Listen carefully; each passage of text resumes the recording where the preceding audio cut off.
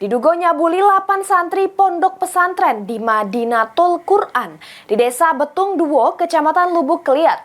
Guru silat Kabupaten Ogan Ilir diamankan oleh anggota Reskrim Polres Ogan Ilir. Diduga nyabuli 8 santri pondok pesantren di Madinatul Quran di Desa Betung Duo, Kecamatan Lubuk Keliat.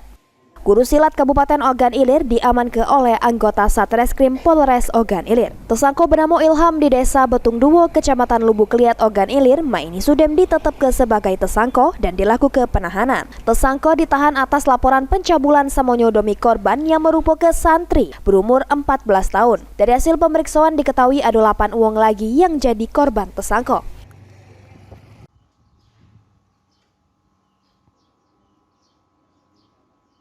Polres Ogan Ilir melakukan penangkapan dan penahanan terhadap seorang tersangka inisial A, di mana melakukan pencabulan di salah satu pondok, salah satu pendidikan agama di Lubuk Keliat, Kabupaten Ogan Ilir. Ya, sudah kami tangkap dan sudah kami tahan. Untuk korbannya berapa banyak?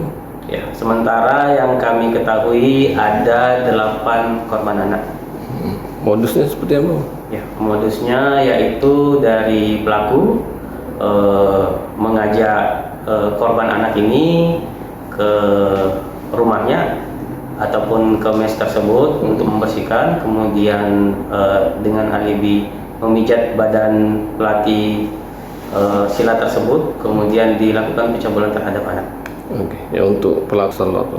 Ya, pelaku kita jerat dengan pasal 82 Undang-Undang Nomor 17 Tahun 2016 dengan ancaman hukuman maksimal 15 tahun penjara.